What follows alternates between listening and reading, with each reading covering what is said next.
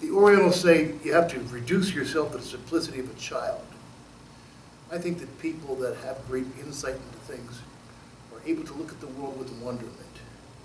And as they look at it, they find things that are obvious and hiding in plain sight that we take for granted. I'd like to share a couple of those ideas with you today. First of all, everything in the world and in this life is horizontal and vertical. I know we bypass that, we take that for granted as human beings, but the martial artist looks at things for what they are and is able now to use those things to his advantage. This is what I mean. This is a vertical line, this is a horizontal line. Now sometimes people will say to me, well, there's such a thing as a diagonal, and it's true. A diagonal line, as it moves in degrees, becomes more of a vertical line, whereas it moves more in degrees, it becomes more of a vertical line. And so therefore, essentially speaking, we're talking about horizontal and vertical. Do a mental exercise with me for a second. Look around the room that you're in. Everything has a height to it and a width to it on the two-dimensional scale. Everything is horizontal and vertical. Your floor is horizontal. Your ceiling is horizontal. Your walls are vertical. I'm vertical this way, but I'm horizontal this way. Everything that you see, every object, your television set, your couches, every object in your room is horizontal and vertical. Very similarly speaking, when we're talking about self-defense, if you understand the jobs of horizontal and vertical in fighting or in conflict, you'll understand a great thing. I'll go into depth with that on another lesson. People say to me, Master Blair, you've been doing this for 50 years plus. What is martial arts? And I look back at him and I say, what is life? Life is very simple. It's motion. We are shape-shifters. We contour and shape our bodies to be able to do different tasks. And how do we use those tasks? It's very simple. Push, pull, move, stop. We redundantly do those motions again and again and again in every aspect of our life. We're not going to talk about how they apply to fighting right now, but just as a general understanding. Let's define push. Push is a pronating kind of motion.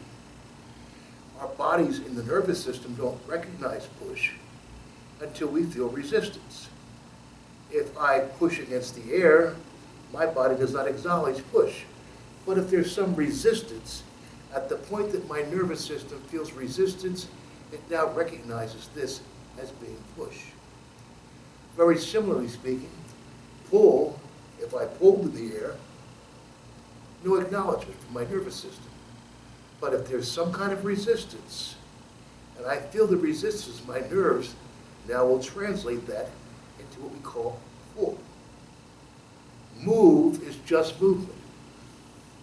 A body at rest remains at rest until a stronger force acts upon it.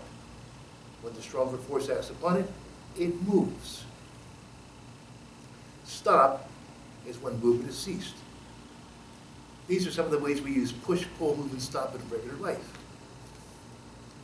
Push, pull, push, push, pull, moving, stopped. I'm writing.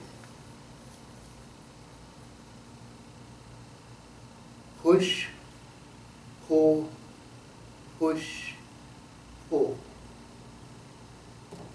You're opening a door. You're driving a car. You're walking down the street. You're sitting down. You're getting up. Push, pull, move, stop. It's an endless, redundant thing that we do constantly as human beings. Now, Dr. Jigoro Kano had an interesting thing when he invented his martial art called judo. He said, when pushed, pull, when pulled, push. And people many times take that very literally. Listen to what the man was saying. When I detect pushed, I'm detecting resistance. If I feel that resistance, that means there's an opposite force coming to me. That's how the resistance is made. So, when I feel in my push that there's resistance, I should pull it because it'll start it in motion. You'll be seeing a lot of this in some of my future tapes.